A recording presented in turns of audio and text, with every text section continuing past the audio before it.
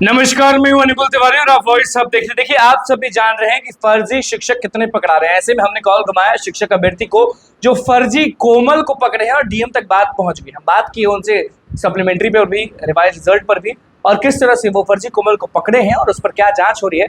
सीधे बात की है कॉल पर और उन्होंने क्या कहा है वो आप सुन लीजिए और तेजस्वी यादव पर भी तंज कस रहे हैं। सीधे सुनिए कि कॉल पर हमने क्या बातचीत की शिक्षक अभ्यर्थी से। हेलो। स्वागत है आपका वॉइस हब पे। आपका शिक्षक अभ्यर्थी।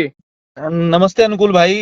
नमस्ते नमस्ते। कह रहे हैं कि कहां तक बात पहुंचा। आपका एक मैटर था जिसमें आप लगातार आवाज उठा रहे थे, लगातार दौड़ रहे थे, लगातार धूप रहे थे कि टीआरई 1 का एक मसला था जिसमें एक महिला थी जो फर्जी थी, और आपका ये भी इल्जाम था कि एक नहीं बहुत सारे लोग हैं। हाँ अनुकुल भाई, उसमें है, प्रोग्रेस में है रिपोर्ट। मैंने एप्लीकेशन दिया था डीईओ सर के यहाँ और डीएम सर के यहाँ, है ना। और डीएम सर फिर मैं यहाँ नहीं था, बाहर चला गया था, तो मैंने दिया था 18 अप्रैल को दिया था वो एप्लीकेशन। जी। फिर अभी 2 महीने बाद मैं थोड़ा प्रोग्रेस जानने के लिए जब पूर्णिया आया तो मैं सोचा पता कर लूं कि क्या है। तो फिर पता चला कि डीएम के यहाँ से एप्लीकेशन आया डीओ सर के यहाँ, और डीओ सर के यहाँ से चला गया स्थापना। मेरे को, मैं गया ऑफिस तो पता चला मेरे को वो नंबर, उन लोगों का जो एक नंबर होता है जिससे वो लोग पता करते हैं, और डेट की किस डेट में गया हुआ है। तो मैं फिर स्थापना गया, वहाँ जिसने लेटर रिसीव किया था आशीष जी करके हैं। स्थापना में परसों गया हुआ था। पूर्णिया। हाँ, पूर्णिया स्थापना। तो वहां आशीष जी करके एक हैं जिसने वो लेटर रिसीव किया था। तो मैंने उसको सारा मैटर समझाया, तो उसने कहा कि अरे नहीं, इसमें जो है हम कैसे, उसमें था कि आप स्कूल का पता लगाइए, उस लड़की का जो नाम है उस नाम से कितनी कैंडिडेट होगी पूर्णिया में, और टीयर 1 में इसमें अपग्रेड हुई है नियोजित से, तो आप पता लगा सकते हैं आसानी से। बहाना देने लगे कि नहीं, हम, मेरे पास सिस्टम नहीं है, हम कैसे करेंगे, आप पता करके बताइए तो हम कुछ कर सकते हैं। तो हम बोले सारा सिस्टम आपके पास है सर, आपके पास पीडीएफ पड़ा होगा, वैसा है तो आप हमको पीडीएफ दे दीजिए, हम ढूंढ के निकाल के दे देते हैं आपको कि कहाँ कौन क्या है। आप नहीं ढूंढ सकते हैं तो नहीं, पॉसिबल नहीं है। वो उसने फिर मेरे को दूसरे क्लर्क के पास भेजा, दूसरे ने तीसरे के पास, तीसरे ने चौथे के पास। तो फिर मैंने आशीष जी को बोला ना कि सर आप ना परेशान कर रहे हो, हमको लगता है ना कि हमको फिर से एप्लीकेशन देना पड़ेगा डीएम सर को। तो इस बात पे वो थोड़ा सा उनको लगा कि हाँ, हो सकता है मैटर सीरियस ना हो जाए, इस वजह से मतलब एक डर और गए अधिकारी जो हाँ, थे, वो डर गए डीएम की धमकी से। वो अधिकारी नहीं थे, वो क्लर्क हैं स्थापना के। हम्म। हाँ जी। तो फिर डीएम के डर से जब उन्होंने फिर एक जो ऑनलाइन उसका सब कुछ देखता है स्टाफ, उन्होंने कहा कि ठीक है, ऐसा करते हैं, आप फोटो से पहचान लेंगे। हम बोले हाँ जी, जो फोटो से तो बहुत अच्छे से पहचान लेंगे, बहुत बार आमने सामने हुए हैं। तो फिर उन्होंने दिखाया, 4-5 ही लोग थे, एक एक करके दिखाया, तो फिर कंफर्म सब कुछ पता चल गया है कि कौन से स्कूल में है, कहाँ है अभ्यर्थी। और इनफैक्ट उसने मेरे सामने ही उसका जो है डॉक्यूमेंट जो है अ, देखा, वहां जो अपलोडेड डॉक्यूमेंट था वहां भी वही मैटर है कि ईडब्ल्यूएस बना हुआ है, पूर्णिया से बना हुआ है। और मैंने जब उनको डिस्क्राइब किया कि ये यहाँ की नहीं है, पूर्णिया में गलत तरीके से ये बना, कि तब बोले कि मतलब वो खुद बोले। ईडब्ल्यूएस का खेल किया है उस अभ्यर्थी ने। जी बिल्कुल। और वो जो है कोमल कुमारी जो है, वो अभी फिलहाल, पहले थी हरिपुर मुसहरी में, उनका पोस्टेड था काजा कोठी। अभी जो है वो पीएस में है, धनिया टोली में। पढ़ा रही हैं, हाँ फर्जीवाड़ा करके पढ़ा रही हैं, और आप जैसे शिक्षक अभ्यर्थी तड़प रहे हैं। जी सर।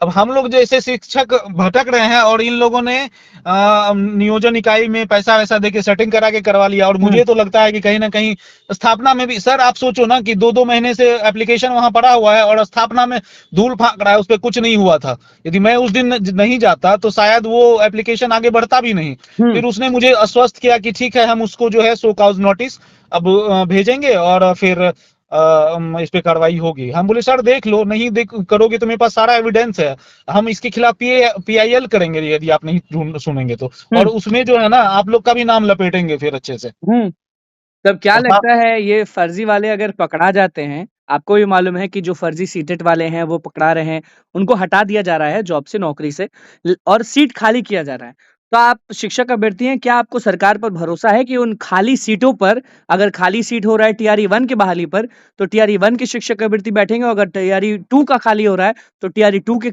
बैठेंगे? सर, कायदे से देखा जाए इतना धांधली हुआ है और इतना धांधली सेटिंग हुआ है इसमें, हमको तो लगता है कि इसको रद्द करके नए सिरे से ही पूरा एग्जाम ले लेना चाहिए। अच्छा, 1 और 2 दोनों रद्द करना चाहिए। ऑफ कोर्स दोनों।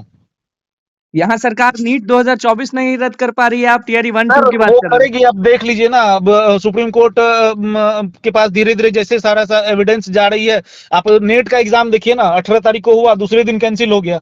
जब पता चला कि हाँ कुछ इसमें धांधली हुआ तो हो गया। अब सरकार भी सजग है, पहले थी ना कि सरकार भी मतलब उतना ध्यान नहीं दे रही थी इस चीजों पे। ये लोकसभा चुनाव के बाद अच्छा, उनको आप जब रिवाइज और सप्लीमेंट्री का इंतजार कर रहे हैं कि नहीं? रिवाइज सप्लीमेंट्री का तो इंतजार कर ही रहे हैं सर, लेकिन हमको लगता है ना कि जिस तरीके से सेटिंग कराया गया है ना, हमको लगता है जितने भी बाहर के स्टूडेंट को भी कैटेगरी में घुसाया गया है, यदि सही से केस लड़ा जाएगा ना तो इसको रद्द करवाना ही बेटर है। अच्छा, रद्द करवाना ज्यादा बेटर है। Yes of course. आप सोचिए सर जी, मतलब बिहार सरकार के कितना राजस्व का घाटा है इस धांधली सेटिंग के चक्कर में, सोच सकते हैं। अच्छा, कितना बाहरी ज्यादा है या बिहारी ज्यादा है? सर बाहरी ज्यादा है, रोज हजार हजार निकल रहे हैं। देखिए ना आप, सीटेट में जिसको 90 नंबर, उसको जनरल में 90 नंबर से ज्यादा चाहिए था, 80, 81, 82, 83 वाले घुसे हुए हैं। इनफैक्ट गलत गलत तरीके से कैटेगरी सर्टिफिकेट बना के घुसे हुए हैं। रोज कहीं ना कहीं 10, 15, 50 एक एक जिले से निकल रहा है। रोज न्यूज में मिलता है यह है कि आज वहां से इतना स्टूडेंट निकला, कल वहां से निकला, परसों वहां से निकला। तब होगा क्या शिक्षक अभ्यर्थी को, उनको हक मिलेगा या नीतीश कुमार जो कहते सर हैं कि हक रोजगार मिलेगा मतलब कैसे नीतीश नहीं, हम कुमार लोग वो एकदम। अंतिम सांस तक लड़ने वाले हैं सर। मिलेगा कैसे नहीं, हक तो लेके रहेंगे। अच्छा, हक लेंगे, यस ऑफ ये कोर्स पक्की बात है। सर। हाँ सर, वैसा रहता ना, मेरे को धमकी भरे कॉल आ रहे हैं सामने से। किसके तो आ रहे मैं हैं कॉल, नेता, मंत्री या अधिकारी? नहीं सर, जिनके खिलाफ मैं लड़ रहा हूँ उनके खिलाफ। अच्छा, वो लोग धमकी दे रहे हैं, हाँ, क्या कहते हैं? गलत गलत तरीके से मेरे को मतलब उल्टा सीधा कॉल करवाया जाता है, अननोन नंबर से गाली गलौज किया जाता है, मैसेज भेजा जाता है उल्टा सीधा। तो लेकिन सर इससे अब से कुछ होने वाला नहीं है, हम भी डरने वाले नहीं है ना, कुछ गलत किए नहीं है। जो लोग गलत करते हैं तो वो यही काम करते हैं, उसको लगता है कि सामने वाले को डरा धमका के किसी तरह शांत कर लें, तो ऐसा होने वाला है नहीं सामने से।